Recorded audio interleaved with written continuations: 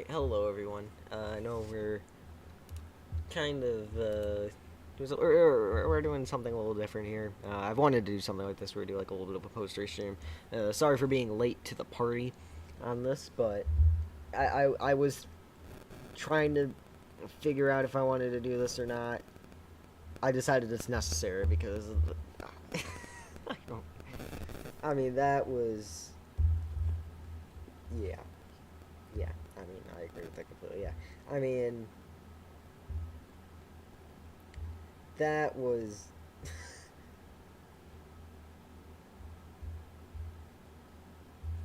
oh, my. Okay, so real quick, for those of you that haven't seen it, somehow, I don't know how you wouldn't have seen it, this is the overtime finish at Richmond. You can see he's spreading out everywhere. My boy Chase back here. Back there as always, starts 5th, finishes, well, finishing 9th because, I don't know, because this guy won't be here very long. But, yeah, you can see being in battle in the back. This guy in the 22 won't be in this position for 3/4 of a mile. Just a spoiler. Shout out Carson Sport, by the way. But anyway, so Dylan needs a win to get into the playoffs. 32nd in drivers' points. Honestly, I thought he was better than that. I thought he was 29th. Nope, he is 32nd. Okay, so if he finishes second, that's a great run for him.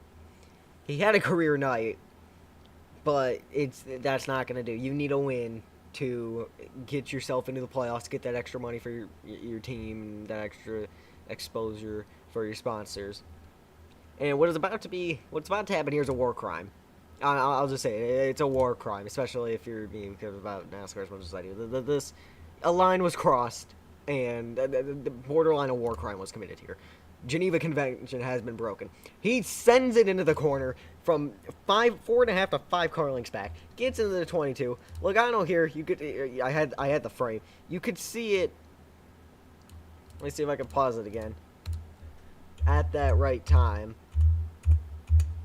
you can see the look in his eyes through the helmet there for the second. He's like, "Oh god, oh no, not again." What just happened? He tries to save it. Not gonna happen. Looked like the caution came out here for a second. And then Austin Dillon says, what's better than wrecking one car? Wrecking two. He causes at least $100,000 in damages probably right there, just with the internal parts. And then he makes it to the line.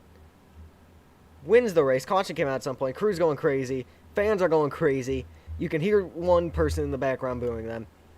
You don't get it here, but then Reddick in the 45 here says, "Oh no, you did not just do that to my boss." He tried wrecking him past the line. I mean, this was just a this is a disgrace. I get it's NASCAR and it is technically fair, but I mean that's I'm sorry, that's crossing the line. I mean, that's just, yeah.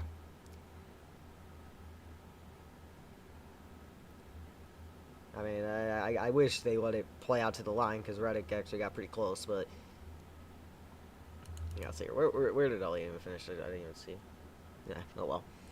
So that's where we are on that front. But yeah, I mean, I know some people are gonna say, if you want to watch clean racing, go to Formula One. If I want to watch motorsport that will put me to sleep, I'll watch Formula One. Okay, that's the stuff you watch when you don't have a lullaby to listen to when you're going to sleep. Okay, that's what F1 is. It's getting better now that Verstappen isn't winning every race. Now I am a Verstappen fan, so I honestly didn't really care. I actually kind of enjoyed Formula One. I mean, I would just watch the highlights because one, some of them are really early, but two, I already know who was gonna win, and I don't know. I just kind of started falling out of the Formula One thing, but I agree with Denny Hamlin for once the line was crossed. Now, I honestly felt bad for Dylan at first because he was gonna win that race fair and square, and he saw what was taking his win away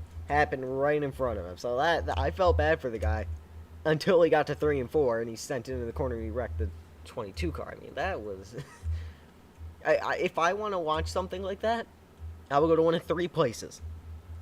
I will either go to the local fair where they made where they have a race in a demolition derby pit where they just happen to put like 4 tires in the center, and they said, go around it, good luck.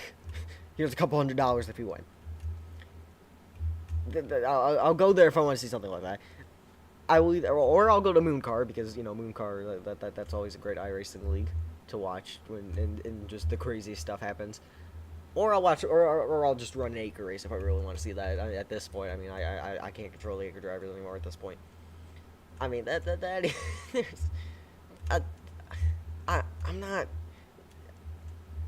I'm not too upset with the Logano thing. I think that was a little egregious from that far back to bump and run, but that was a little egregious. And then Hamlin, that was over the edge. I mean, you can't right hook someone no matter the speed into a wall. I mean, this I don't even know.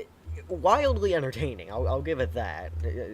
As much as I don't want to, wildly entertaining. But I mean, that was just atrocious. I mean, he deserved the win in the first place. So I'm glad if anybody did get it, it was Dillion, but not in the way he got it. That was it. I don't even know. I mean, that was just wild. A line was crossed. I mean, like I said, if I want to watch NASCAR, definitely is the sport where is the motorsport where bumping into another car is allowed. I agree with that. I think you should be able to hit another car in front of you. Like, if there's a slower car in front of you, move it. But I mean, at least make the corner. Like, holy cow! I mean, that was just I don't even know. That was just so goofy. I mean, you can't do that when there's millions of dollars. Well, maybe not millions. Well, actually, modern NASCAR price pools probably not millions, but hundreds of thousands of dollars. That's still a lot of money on the line. People's health are in danger, and I mean, it's Richmond. With how strong these cars are, you probably aren't going to have any super serious injuries from a Richmond race, unless, like, the wheel snaps or something, but just from, like, a wreck, if you take away, like, the wheel and stuff and, like, just a hit or something, you probably aren't going to get too seriously injured at Richmond. That's probably one of the safest tracks they go to. But still, people, you could still get hurt.